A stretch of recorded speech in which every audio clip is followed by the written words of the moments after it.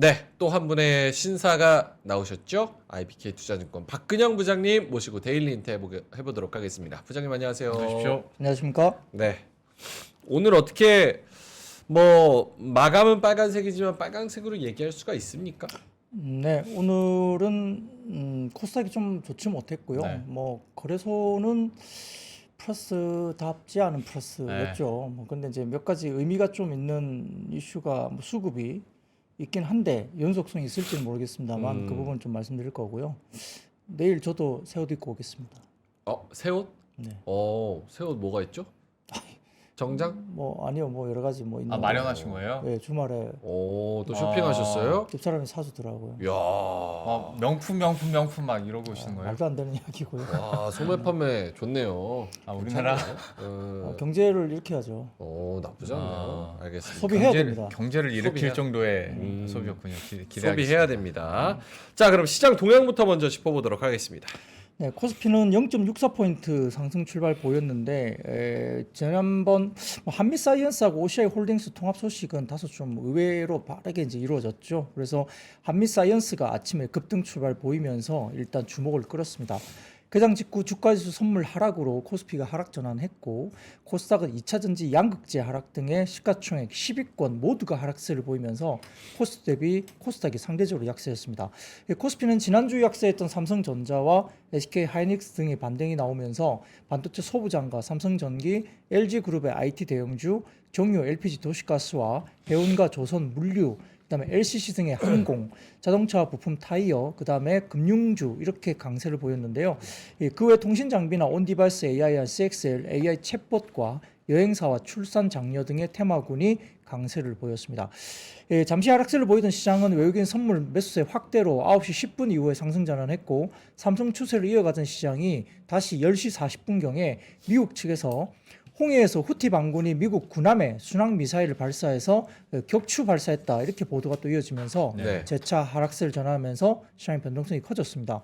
오전 강세였던 반도체 소부장에서 이 시간부터 해운과 물류, 도시가스 등의 테마군으로 수급이 재빠르게 이동했고요. 낙폭과대 인식에 기관이 코스피 순매수 전환했습니다. 삼성전자와 하이닉스 등 반도체 업종을 기관에 순매수했고요. 코스닥은 기관의 2차 전지와 엔터 중심의 매도세에 약세를 보였습니다.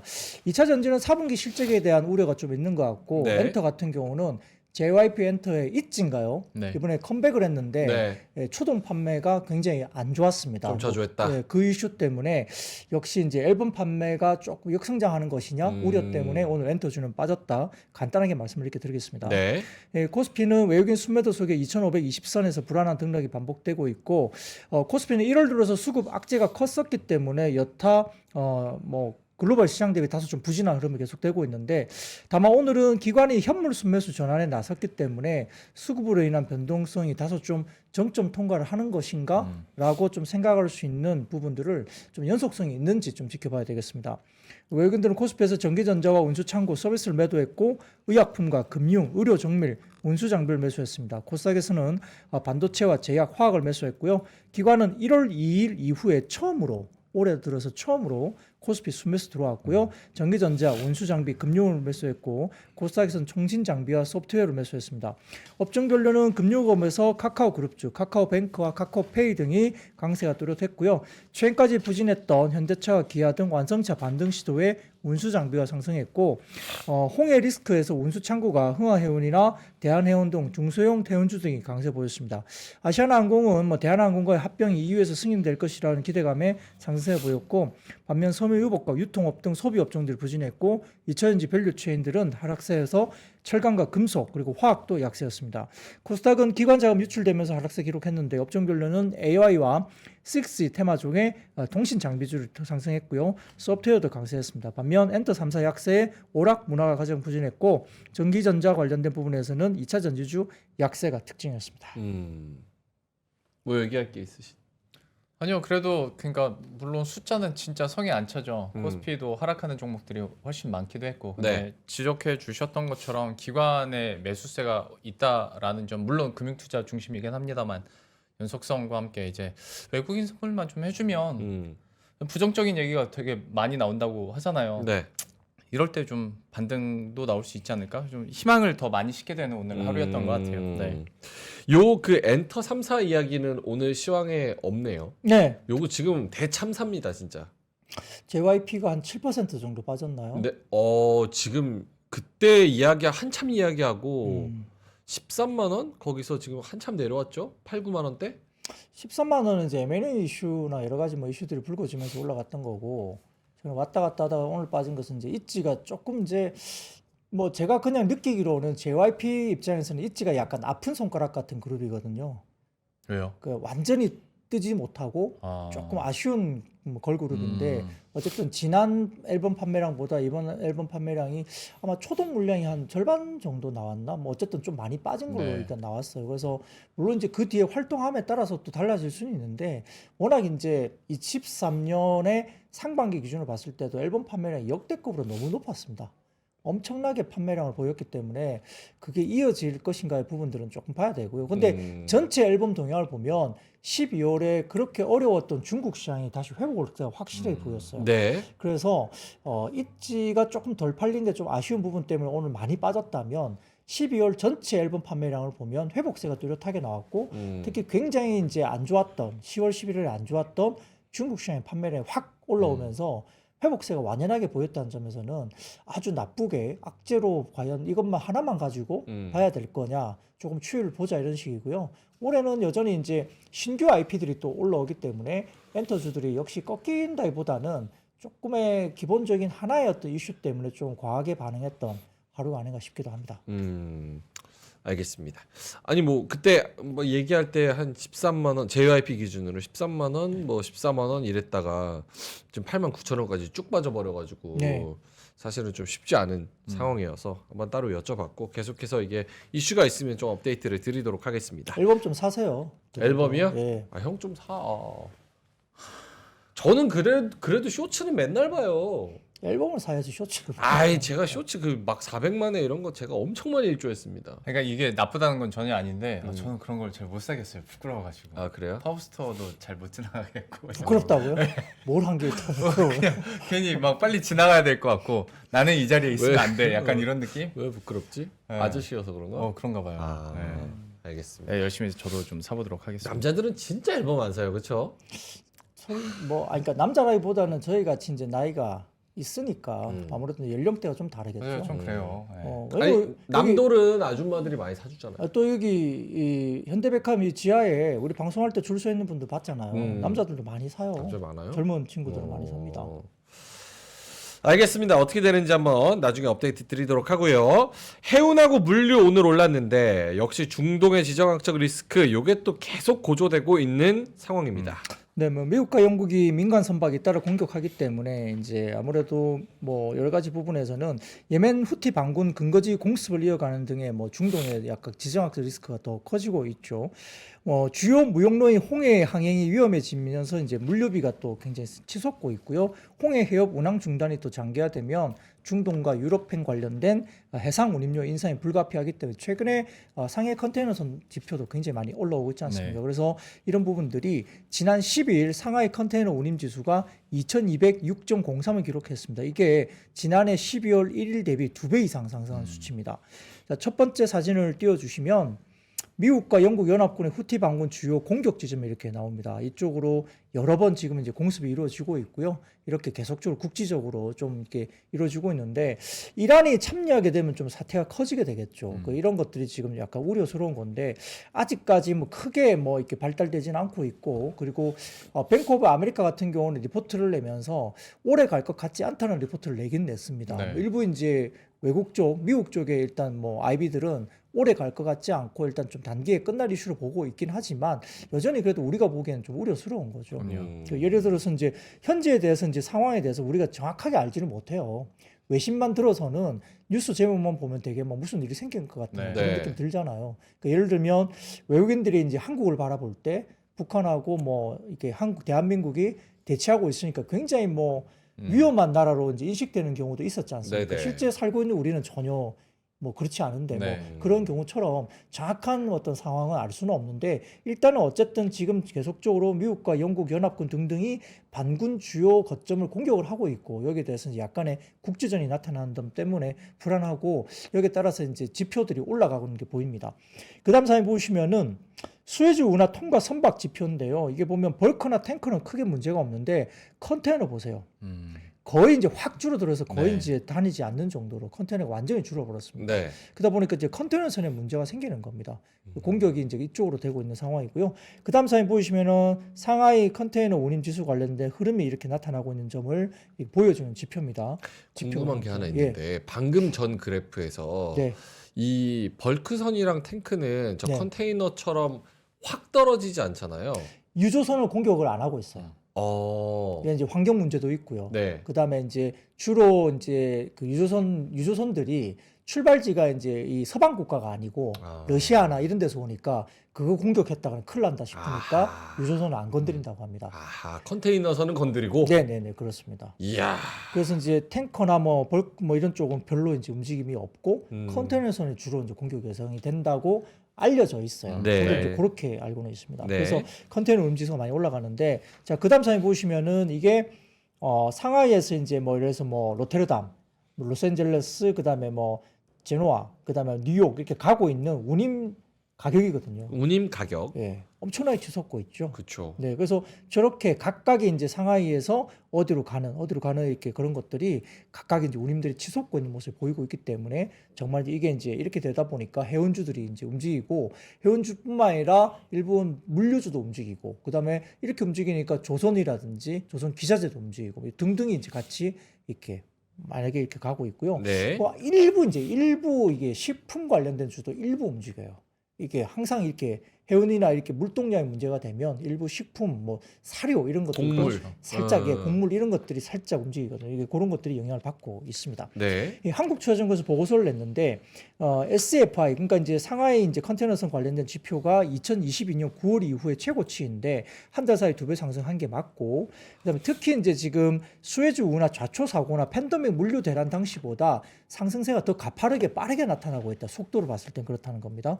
특히 이제 CCFI가 22%나 급등하면서 상당히 이제 주목을 받고 있는데 수에즈 운하에는 컨테이너 물동량의 30%를 담당할 정도로 중요한 루트이고요. 희망봉으로 우회를 하게 되면 왕복 기준 한 20일이 더 소요가 되는데 업계에 따르면 이를 메꾸려면 선봉량이 추가로 5%나 더 배가 필요하답니다. 그래서 문제가 되는 것이고 아시아하고 유럽 항로만 보면 20% 공급이 사라진 셈이기 때문에 미국을 필두로 연합군이 어떤 여러 가지 반군을 막기 위해서 출범을 하긴 했지만 수에즈 운하 통행 중단은 단기에 해결하기 어렵다고 판단하고 있고요. 미국과 영국이 후티의 군사 진지를 어떤 공습하기도 했지만 중동 정세 불안이 단기에 끝나기는 좀 어렵다. 평가를 했습니다. 오히려 이제 더 강하게 또 이렇게 반격을 할 가능성이 있기 때문에 불안감은 고조되고 있고 좀 다른 이유긴 하지만 이란 해군이 또 미국 국적의 유조선을 납포했다고 하고요 지난주에 네. 그리고 계속해서 홍해를 지난 선박에 대한 공격이 있었고요. 그다음에 CMA나 CGM 같은 몇몇 선사들이 수에즈 운하로 다시 들어가기도 하긴 했지만 실제 속내는 통행 중단 여파를 최대한 누리고 싶을 것인데 안전이 확실하게 보장되기 전까지는 계속해서 희망봉으로 우회하는 게 더 이득이고 특히 3월과 4월이 뭐가 더 중요하냐면 태평양 항로에서 연간 단위 계약을 경신하는 시점이라고 합니다. 지금같이 불안하니까 어떻게 되죠? 갱신 계약이 굉장히 가격이 높게 형성될 가능성이 높다는 겁니다. 그래서 네. 적어도 2분기까지는 공급 부족 기조를 유지할 가능성이 높고요. 더군다나 수에즈 운하를 이동을 만약에 재개를 직접적으로 지금 한다 하더라도 지금까지 공급 정상화가 되지 않고 있기 때문에 만약에 희망보다 빠른 속도를 내세워서 추가 요금을 요구할 뿐만 아니라 모든 갈등이 봉합이 바로 되더라도 그 사이 밀린 물동량이 워낙 많기 때문에 꼬여버린 물동량 때문에 아마 2분기까지는 정상 스케줄이 안 된다는 거죠. 그래서 이 정도가 되면 컨테이너도 마찬가지고 그 후속타로 탱커도 움직일 가능성도 있고 거기다가 항공화물도 움직일 가능성이 있고 최근에 12월 항공화물 지표가 2023년 월간대로 최대 수치가 나오고 있죠. 그래서 포워딩 운임 역시 크게 상승할 가능성이 상당히 높다라고 한국자전거 평가했습니다. 그래서 아마 이게 최근에 해운이나 일단 물류 관련주가 좀 오르긴 했지만 2분기까지 좀 꺾이기가 조금 쉽지 않다라고 평가를 한 것 같고요. 그러다 보니까 이제 여러 가지 부분에서 좀 어려움이 있고 그러다 보니까 항공도 이제 여전히 관심을 받고는 있죠. 뭐 아시아나하고 뭐 대한항공 합병 이슈가 EU에서 나온다 해서 일부 이제 LCC가 좋았다가 오늘은 조금 제주나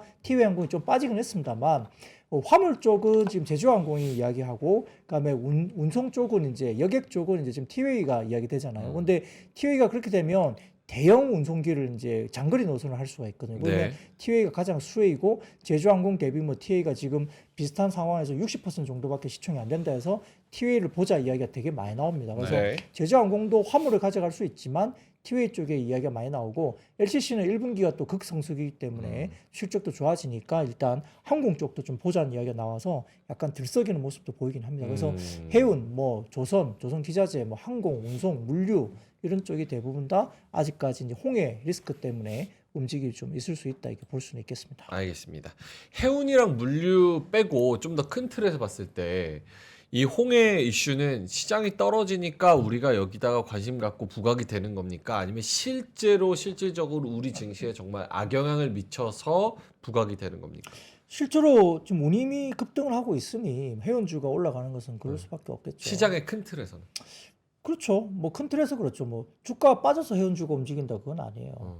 그럴 거면 이상한 테마주군들이 막 움직여야 되겠죠. 그렇죠. 뭐 초전도체 뭐 이런 사실 검증이 좀 되기 힘든 근데 그냥 뉴스 프로로 그냥 움직이는 근데 그런 종목들도 그렇게 요즘에 눈에 띄지는 않거든요. 그리고 반도체도 이제 가다가 계속 빠지잖아요. 아침에도 좋았다가 오후에는 빠지면 그래서 약간 밸류에이션 부분에 대한 부담이 분명히 있어 보이는 쪽이기 때문에 만만하지 않습니다. 근데 역시나 이제 조선과 조선 기자재, 해운, 물류 이런 쪽의 움직임을 보면 다소 좀 약간 단기적인 사태의 심각성이 좀 있는 것 같고요. 뭐 가격이 일단 올라가기 때문에 그걸 반영하고 있다 주가 맞아요. 보고 있는데 단기로 좀 올라서 약간 뭐 경계 심리를 가질 필요도 있겠지만 2분기까지 운임 강세가 계속 이어지면 주가가 당장 바로 빠지기도 좀 어렵지 않느냐. 뭐 올라간 것 때문에 좀 우려스럽긴 하지만 네. 당장 빠지기도 좀 어려운 뭐 그런 업황일 수도 있다 볼 수 있습니다. 그러면 그쪽이 그렇게 되면 좀 부담스러운 게 유가가 어떻게 될 것이냐 그 부분인데 지난번 말씀드렸지만 그럼에도 불구하고 유가는 미국도 워낙 많이 생산을 최대치로 하고 있고 그다음에 오펙에서 이제 탈퇴한 국가들이 나오면서 그쪽에서 생산량을 또 늘리고 있다. 그래서 사우디의 어떤 장악력이 좀 떨어지고 있고 또 아시아 쪽으로 이제 운임되는 OPS 그러니까 이제 유가 관련된 추가 운임을 낮추었잖아요. 그러다 보니까 이제 사우디도 네. 감산만 하다가는 이제 MS 마켓쉐어를 잃어버릴 수 있다는 것 때문에 가격을 내리면서 점유율 쪽으로 넘어가니까 유가가 당장 올라가기는 좀 쉽지 않다라고 보고 있어서 다행인데 이 물류 관련된 부분에서 만약에 이란과 뭔가 또 뭐 마찰이 이루어지면은 네. 또 달라질 수 있는 정세가 생길 수 있다는 것도 좀 팔로우업을 해봐야 될 것 같습니다. 지금보다 더 확전될 수 있는 그런 긴장감이 남아는 있다. 알겠습니다. 두 번째 이슈. OCI 홀딩스랑 한미사이언스 통합 이슈가 있습니까? 네, 첫 번째 사진을 띄워주시면요. 그룹 통합 지주회사가 이제 있을 텐데, 이제 구한미약품 그룹은 뭐가 있냐면 한미사이언스, 이렇게 화장품과 뭐 음료 뭐 이렇게 등등이 있고, 한미약품, 제약바이오가 있고, 그다음에 JVM, 그다음에 온라인팜 이렇게 한미약품 그룹이 구성되어 있었고, OCI 그룹은 OCI 이건 반도체, 뭐 2차 전지 소재, OCI 뭐 그다음에 M 태양광, 그다음에 OCI SE 해가지고 열병합 발전, 그다음에 DC, RE 해가지고 부동산 개발, 부강약품이라고 해서 인수했습니다. 이렇게 돼 있고 OCI 파워에서 태양광 발전 이렇게 이제 각각의 그룹들의 사업성이 있었죠. 네. 근데 이제 한미사이언스하고 이제 OCI 홀딩스가 이제 지분 관련된 부분이 생기면서 이제 통합하는 이슈가 벌어졌습니다. 그래서 그 다음 사진 보시면 거래 후의 지분 구조인데요. 이게 거래가 만약에 통합이 되고 나면 OCI 홀딩스는 지분율이 저렇게 바뀝니다. 중간에 최대 주주가 OCI 그룹 일가가 있겠지만은 이렇게 한미약품 측에서도 10.04 정도의 OCI 홀딩스의 지분을 가지게 되는 네. 지분이 되고 오른쪽 보시면 한미사이언스 같은 경우는 최대 주주가 OCI 홀딩스로 27.03%로 지분율이 올라와서 최대 주주로 올라가게 됩니다. 그래서 약간 이렇게 섞이게 되기 때문에 이건 좀 이해를 하셔야 될 것 같고요. 그래서 여기에 대해서 현대차증권에서 이제 각각의 증권사가 여러 이제 이슈를 내긴 했는데 현대차증권에 따르면은 일단은 OCI가 2008년부터 바이오 사업에 뛰어들면서 다양한 벤처기업 투자 이력이 있는데 2022년도에 아까 보여드린 것처럼 부강약품을 인수하면서 일단은 그 본격적으로 바이오 사업 진출 의지를 표출을 이미 했었다고 언급을 했습니다. 근데 시장에서는 대부분 다 좀 우려를 많이 했죠. 네. 왜냐하면 바이오 제약 기업의 전문적인 회사가 아닌데 갑자기 바이오 제약을 한다 그러니까 이거 맞는 건가? 잘할 수 있나? 뭐 이런 생각을 했겠죠. 뭐 당연히. 엔비디아도 바이오 하는데 뭐.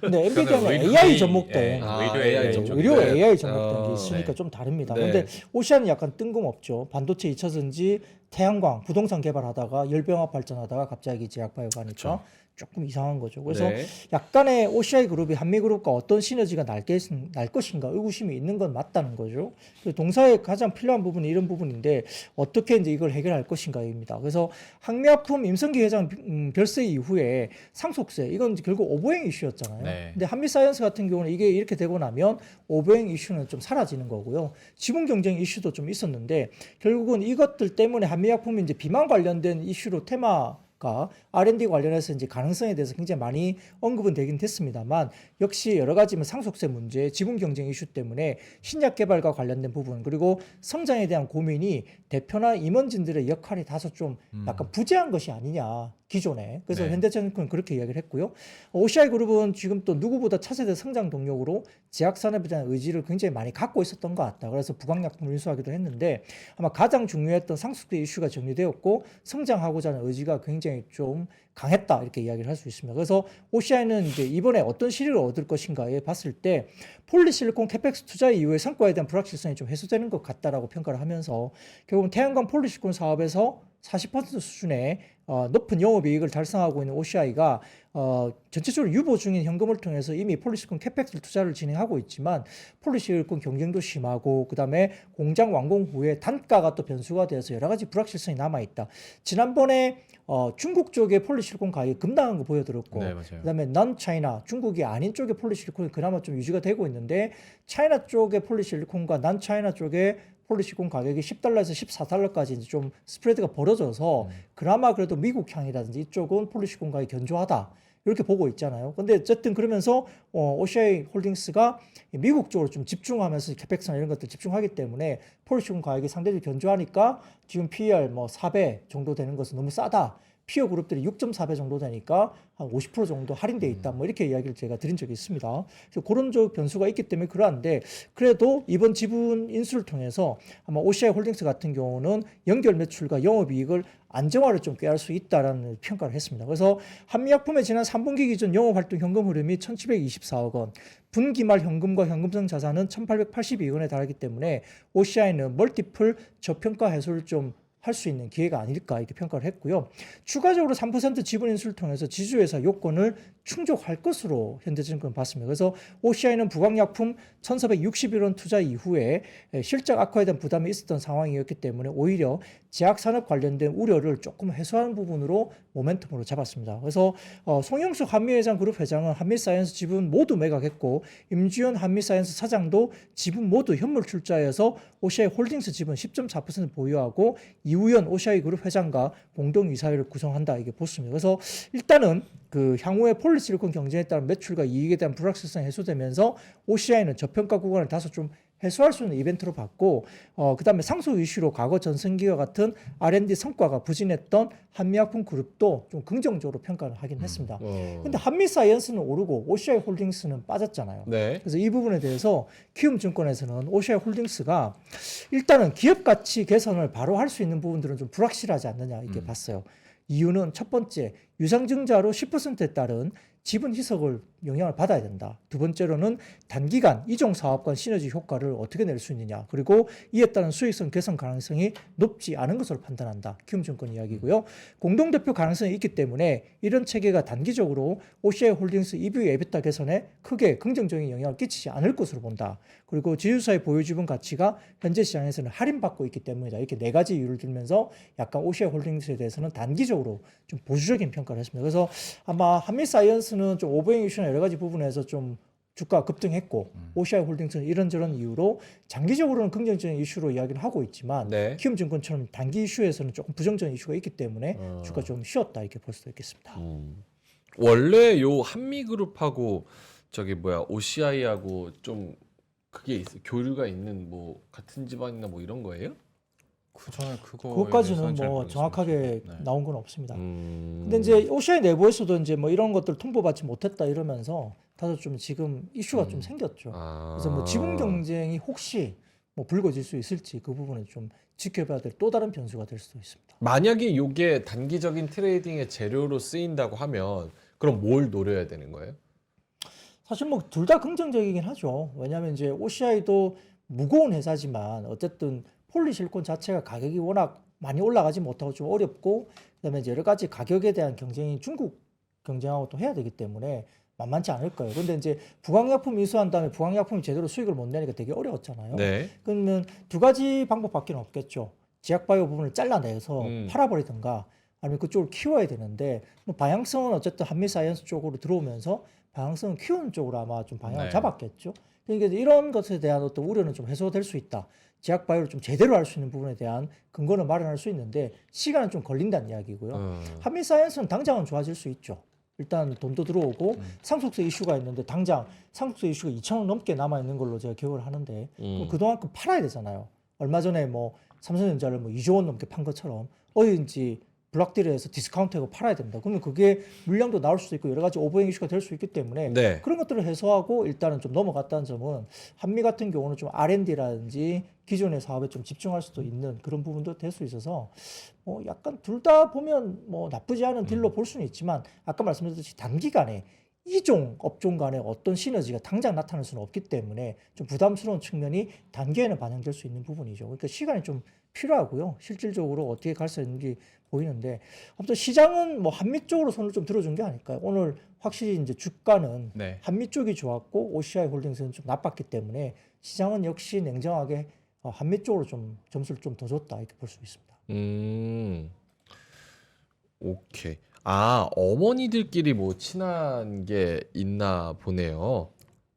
그게 친하다고 기업이 갑자기. 어? 그러진 아니, 송영숙 그 한미약품그룹 회장이랑 네. 김경자 송암문화재단 이사장, 그러니까 OCI 그룹 회장의 모친의 네. 친분이 좀 통합에 작용을 했다. 네. 가족끼리 좀 친분이 원래 있나 봐. 좋은 아니, 이 뜬금이 통합을 없잖아. 합니다. 왜 물어봤냐면 뜬금이 없잖아. 이상하잖아.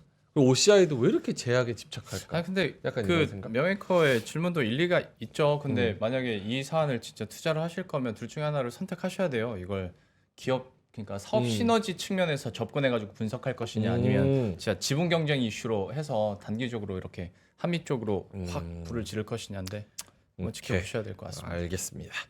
자, 그러면은 마지막 거 한번 가봅니다. 6G 삼성전자가 사업 가속화한다 뭐 이런 전망이 나오면서 통신 장비 오늘도 올라갔습니다. 네, 뭐 6G는 특별하게 분석 자료는 뭐 없고요.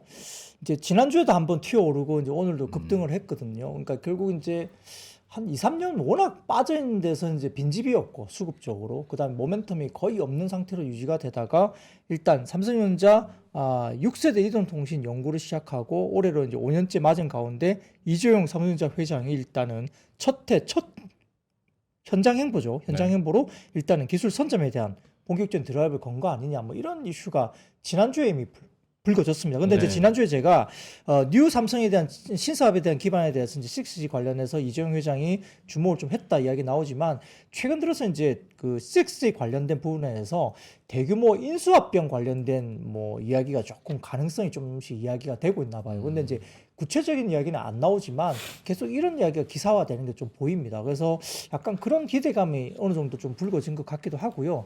또 지난주에도 제가 하나증권에서 나온 리포트를 한번 보여드린 적이 있죠. 그래서 주파수 경매가 올해 아마 국내와 그다음에 해외 쪽에서 아마 주파수 경매가 활발하게 이루어질 가능성이 높다. 그러면 그게 자율주행, 그다음에 UAM, 그다음에 우리가 6G, 그다음에 어드밴스드 5G 이런 쪽에 관련된 주파수가 쓰일 것이기 때문에 항상 주파수 경매가 있을 때 관련된 통신 장비주는 주가에 촉매제가 됐다는 과거 경험을 봤을 때 올해 그런 경험이 좀 될 수 있다는 리포트를 제가 한번 말씀드린 것 같고요. 근데 상당히 이제 좀 이야기가 되는 것은 이런 것도 있습니다. 우리가 이제 지금 온디바이스 AI가 작년 한 9월, 10월 정도까지 온디바이스 AI 그렇게 크게 부각이 안 됐거든요. 한 11월, 12월 정도부터 갑자기 온디바이스 AI 하면서 주가들이 오르기 시작했죠. 네. 그리고 실제 갤럭시가 이제 이와 관련된 탑재된 뭐 폰이 나온다거나 아니면 PC나 노트북이 나오기 시작할 거고 애플도 참전을 할 겁니다. 그럼 온디바이스 AI 시장 굉장히 빨라질 수 있어요. 그죠?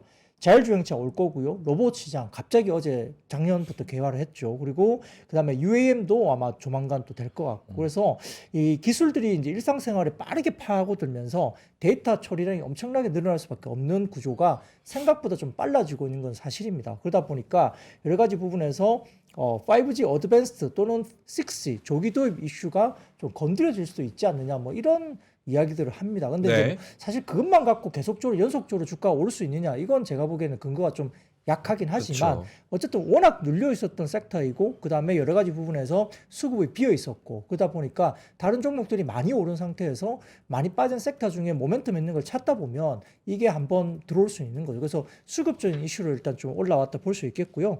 더군다나 이제 전 세계 통신 시장의 판도를 뒤흔든 저궤도 위성이 인터넷 말고도 휴대전화 서비스까지 제공할 수 있기 때문에 아마 관련 업계에서는 촘촘하게만 구성이 되어 있는 5G보다는 앞으로 다가올 여러 가지 6 시대의 위성통신도 상당히 위력을 발휘할 수 있다 이렇게 보는 관점에서 뭔가 모멘텀이 좀 변하고 있습니다. 이런 것들 때문에 좀 주목을 받고 일부 좀 올라왔는데 근데 마구잡이로 올라가는 하는 것은 저는 좀 연속성이 없을 것 같고요. 아하. 정말 수혜주가 뭔지는 한번 좀 찾아봐야 될 것 같습니다. 수혜주가 있습니까 우리나라에?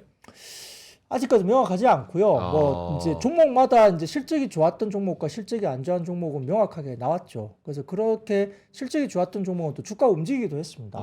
뭐 그런 종목도 있긴 했습니다만, 근데 최근에 가장 뭐 실적이 뭐 우려스러웠던 뭐 KMW 옛날 대장주였지만 실적이 가장 좀 부진했고 늦게 개선되고 있는 상황인데 그 주식도 어떻게 보면 지금 저점에서는 한 50% 정도 올라오기도 했어요. 주가가 최근에. 그래서 연속성이 이어질지 모르겠으나 근데 항상 보면 통신장비주는 실제 숫자 나오기 전보다 훨씬 전부터 한 6개월에서 1년 전부터 주가들이 예전에도 움직였어요. 2019년도나 주가 막 이제 10배거 정도 나왔을 네. 때 그때도 굉장히 실제 숫자 찍힌 것보다 한 6개월에서 1년 정도 빠르게 선반영해서 움직였거든요. 그래서 과연 정말 변화가 있을지는 좀 지켜봐야 될 것 같고 연속성 여부는 저도 좀 장담하기 좀 쉽지 않지만 뭔가 변화가 있는지는 한번 지켜볼 필요가 있겠습니다. 알겠습니다.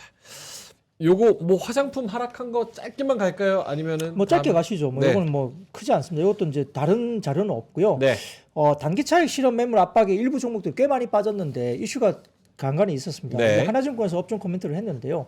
오늘만에 업종 전체 특이할 케이스는 없었다라고 하나증권은 말하면서 급락이 좀 과하다 이야기했습니다. 근데 이제 실적 발표 시즌에 들어가는데 아마 올해에서 내수는 관광객 증가 또 H&B 채널과 면세 트래픽 회복 등이 기대되고 대부분의 기업들은 수출을 주목하고 있는데 결국은 미국과 일본 등의 비중국 공략을 강화하고 있고 여기 중요하다 봤습니다. 그래서 이외에도 미용기기와 화장품이 교집합에 있는 APR이 코스피 상장 예정돼 있다. APR은 아까 APR?